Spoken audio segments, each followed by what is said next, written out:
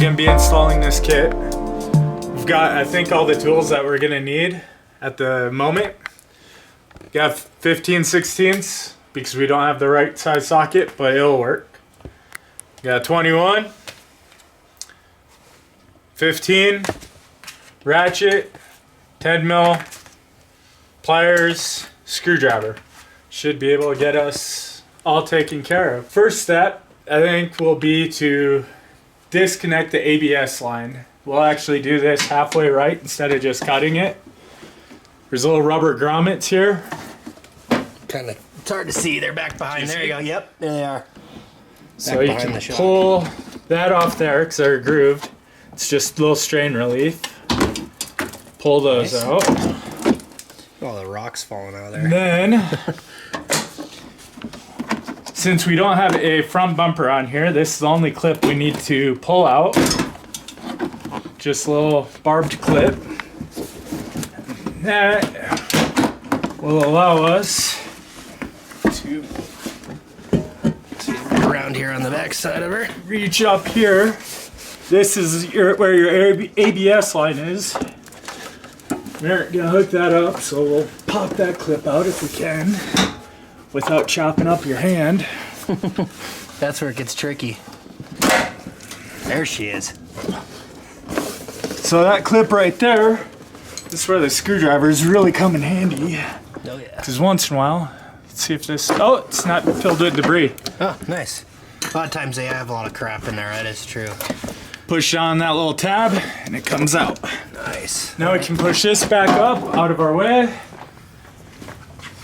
Now our ABS line is off.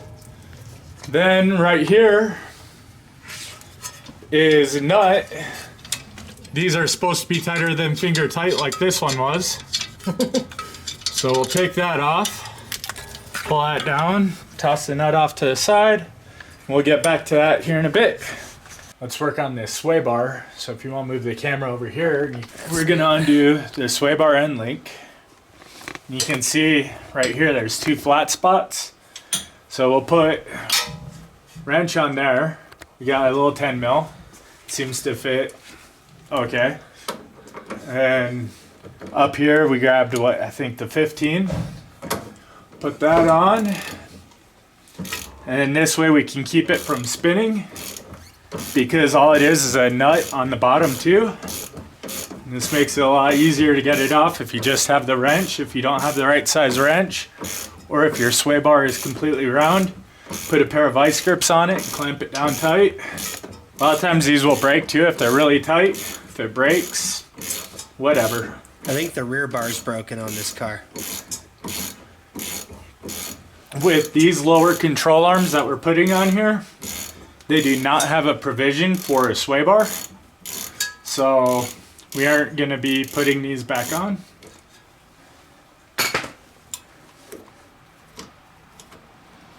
Like I say, a lot of times these are already broken anyways.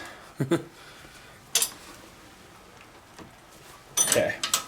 Gonna go over to the other side and undo the other sway bar real quick. Or the other end link, so we can roll the bar up. Because right now, we've got the other side pulling it down. Gotta love the rain too. Rain and snow coming our way. Just to make things nice and easy.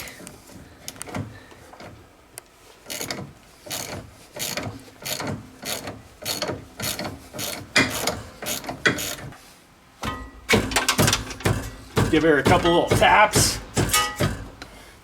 Got that off. Cool. Now our sway bar is up on the other side because this rocks up and down. So let's go back to our other side. So now our sway bar is tilted up. Just tilted up out of our way. So it makes life easier. Since we have steering wheel lock off, we can do this. Now we'll undo the two bolts on the back of the caliper bracket. Right here where my middle fingers are, two 15mm bolts. And I'll take off the caliper, bracket, and brake. The brake pads. So,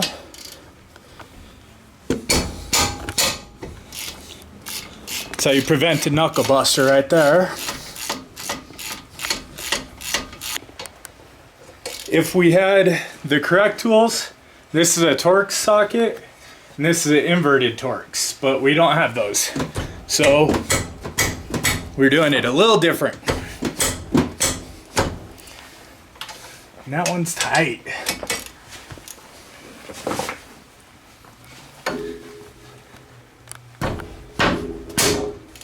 Dang.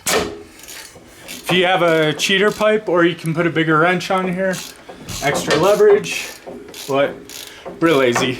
Brute strength.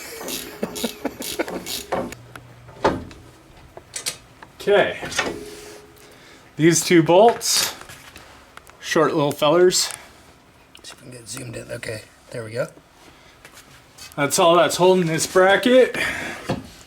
Caliper, all is one unit. We're gonna grab a bungee cord. Find a little spot to hook it in up here. Wrap it around, do a little something. Just kind of hold it. Some people just leave them hang, and that puts a lot of extra stress on that brake hose. You can see our rotor is not rusted on because it flops around. The best Set the rotor out of the way.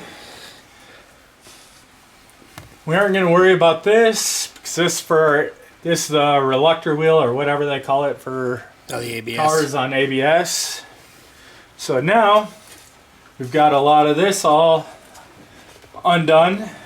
Really would have been nice if we could have gotten this tie rod end off. So now I think it's time to undo the top of this. We can either undo the top of the strut or undo it here. Doesn't really matter which order, but since this spring is compressed, we'll do it from up here, and hopefully we can pull the strut down and use that as some leverage to pull down on the lower control arm to get this spring out. So we'll go to the top of the car. Okay, so we got two nuts and a bolt up here on top for your strut. So we'll undo these, and probably should take a safety step here before we get too carried away. And we're gonna actually put the jack underneath the lower control arm. I'll just go up. We don't have to jack it all the way up or anything, just a little so there's some pressure so we can control springs, because springs hold massive amounts of energy. These normally don't pop out, but the time you expect it not to pop out will break your shin. So we don't need to undo this big nut that's up here. We don't need to undo this one, just this one, and this bolt. And this will allow the whole assembly to fall down and out. So now we can lower this jack, put the magnet on the paint, whatever. Just apply a little pressure to pull this down. Now we got it out this way. We can lower this more. Oh, look at that. We might just have enough room. So now we can use the strut as leverage to pull this spring out. Well, this isn't really the right way. I'm grabbing it like that, but it also isn't my first rodeo. Want some gloves or something? If you have a pry bar under here works real well. But I don't think we have a pry bar. But we have the back of a ratchet. Misuse of tools. This might be a little bit of a boing. Oh, there we go. Looks like a little bit of a boing. Yep, not too bad. Those things are so tall, those stock springs. And there we go. With the isolator and Spring is out. Nice. Yep. Okay, now that I got that broke loose a little, we'll grab our other ratchet. Just go. We got our other ratchet on the back side on the bolt. I'll let the ratchet bind up, so I only have to control one ratchet. It's moving, it's bound up. That way, I only have to fight one tool at a time. Now that bolt got loose enough in there, now I can work a little quicker by running both ratchets at the same time. This guy's an animal. This bolt down here, Okay. I got it taken out about halfway, but I'm gonna leave it so it holds the arm so it doesn't tweak and twist over there. For pulling the tie rod end, I went to AutoZone, and they didn't have a pickle fork I could rent, but they did have this ball joint separator, so they rented me this. They charge you 30 some bucks, and then if you return it, they refund you the money. But made it a breeze, honestly, on this side, so we're going to show you on the other side how to do it. Okay, so we got our little tool right here. It's not a pickle fork, but this works actually incredibly well. So this part we will put underneath. This part is going to be on top of, I guess, the stud. So we'll jam that in there. Now we tighten this up. And then screwing in this bolt will push down here and it should pop it all apart. We did it on the other side. It worked extremely well. But we didn't get it on video, so we're doing it here. And just like that, it just popped it up. Okay. You've got one bolt that goes in this way into the lower control arm, and another bolt that goes that way. We already got this other one undone last time, so now we finish this up. So we'll get this bolt pulled out and pull out this bolt, and this whole thing will come down.